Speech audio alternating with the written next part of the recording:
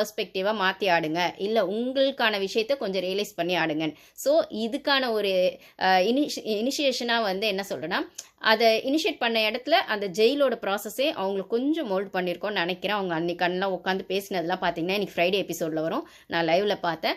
Actually 2 பேருமே ரொம்ப மெச்சூர்டாக நம்ம பாரு தெரியும் எப்படி பேசுவாங்கன்னு கொஞ்சம் புலம்பிட்டு தான் இருந்தாங்க. கலையும் திவாகரும் பண்ணதை பற்றி புலம்பிட்டு இருந்தாங்க. கலைக்கு வந்து கூப்பிட்டே கேட்டாங்க. ஆனால் அவன் வந்து ரொம்ப என்ன சொல்கிறது, ரொம்ப கன்னிங் ஃபெல்லோங்க. அவ்வளோதான். நான் முதல்லேருந்தே அவனை சொல்லிட்டு தான் இருக்கேன். இப்போ திவாகர் வந்து ஒரு நல்லவன் மாதிரி வந்துட்டு கலை கூட போய் உட்காந்து திவாகர் பேசுகிறாரு, அவன் ரொம்ப நல்லவன் அப்படிங்கிற மாதிரி. ஆனால் வந்து அவன் கன்னிங் தான் முதல்ல இருந்தே. ஆனால் அதை வெளியில் காமிச்சிக்கல. இப்போ அவனுக்குன்னு ஒரு ஸ்டாண்டர்டாக அவன் க்ரியேட் பண்ணிட்டான். அந்த டீம் கூட போய் சேர்ந்துட்டான். இல்லை ஒரு போன வீக்கெண்ட் வந்து சபரி அடித்தோடனே அவருக்கு ரொம்ப கான்ஃபிடென்ஸ் ஆயிடுச்சு. அப்போ அந்த சபரி குரூப்லேயே கனியாக்கா கூட சேர்ந்துக்கிட்டா நம்ம ட்ராவல் இல்லை. இதுக்கு மேலே திவாகர் சப்போர்ட்டோ பாரு சப்போர்ட்டோ நம்மளுக்கு தேவையில்லைன்ற மாதிரி அவன் ஒரு கொஞ்சம் தெனாவட்டாக தான் பண்ணான்.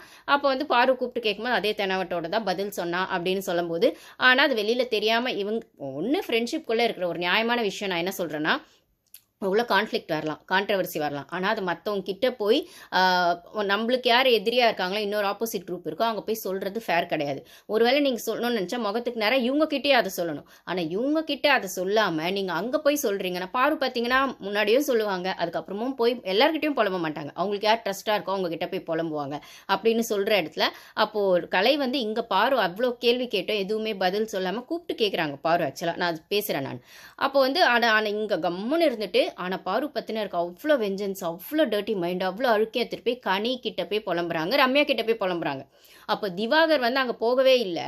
ஆனால் வந்து திவாகரும் அங்கே வந்து கலை கூட சேர்ந்து கனிக்கிட்ட புலம்புறாரு. ரம்யா போய் இவங்க கிட்ட பேசினாங்க பாரு கிட்ட.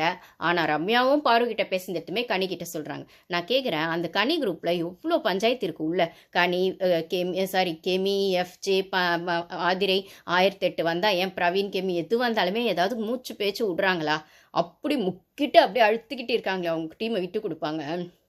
இவங்க 3 பேரும் போய் அப்பட்டமாக விட்டு கொடுக்குறாங்க அப்படின்னும் போது, இந்த இடத்துல கலையும் திவாகரும் பாருக்கு ஃபேவராலாம் ரொம்ப ட்ரஸ்டாலாம் இல்லைங்க. அந்த பொண்ணு நம்புச்சு, அவ்வளோதான். ஆனால் ஒன்னார் பார்க்குறவங்களுக்கு கலையும் திவாகரும் வச்சு தான் பாரு ட்ராவல் பண்ண மாதிரி இருக்கும். ஆனால் லைவ் பார்த்தவங்களுக்கு தான் தெரியும், முதல் வாரம் திவாகரை எந்த அடி அடித்தாங்க.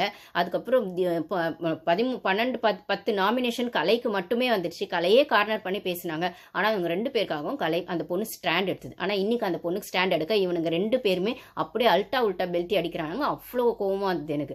உங்களுக்கு ஓகே, உங்களுக்கு அந்த ஃப்ரெண்ட்ஷிப் பிடிக்கலான்னு நீங்கள் முகத்துக்கு நேரம் சொல்லிட்டு விலகலாம். ஆனால் பின்னாடி போய் அடிக்கிறது என்ன? அப்போ எல்லாருமே முதுகுல குத்துறது என்ன? விக்ரமா அதை தான் பண்ணாரு. விக்ரமே நிற்க வச்சு அந்த பொண்ணு இன்னைக்கு கேள்வி கேட்டுச்சு.